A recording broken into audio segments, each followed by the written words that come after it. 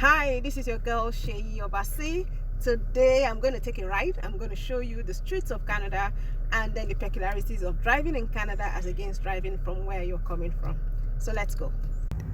Okay, so one thing about driving in Canada is that they have like a gradient driving system, which means that no matter how experienced you are in driving, you need to pass use the right lane certain tests in Canada. So you will do a knowledge test, which involves like a written test where you are tested on road signs and you're also tested on your understanding of the way to drive in Canada.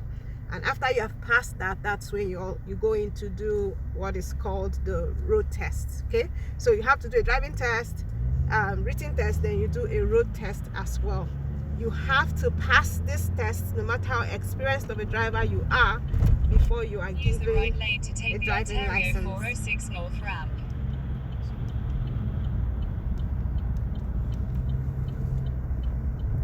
Okay, so right now we're going into what we call an express road, where you get to drive at like 100 kilometers per hour. And this is one of the things you are also tested on, how you are able to merge into the express road. It's scary at first, but then you get used to it and it's not that scary. Okay, so here we go. Started.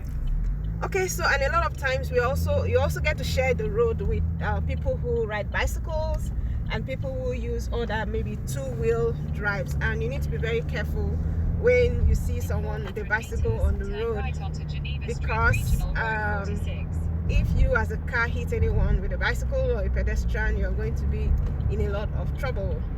And then because a lot of us might be coming from countries where we don't obey traffic signs, we don't know much about road signs, we might have a little bit of difficulty, because in Canada these road signs and traffic signs are very, very important for you to know how it works, know how to obey them. Okay, in 800 meters turn left onto Church Street.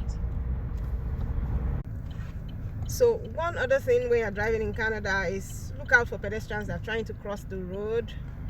And then when you're making a left turn, you need to be very careful. I think left turns are one of the most difficult things to do, so because you're also turning when the cars opposite you are also moving. Hi, I hope you enjoyed our little ride on Canada Road. If you want to know how to come to Canada as a student, there's a link below this video. Click on it and then we can continue our discussion from there. Okay, take care of yourself now. Bye.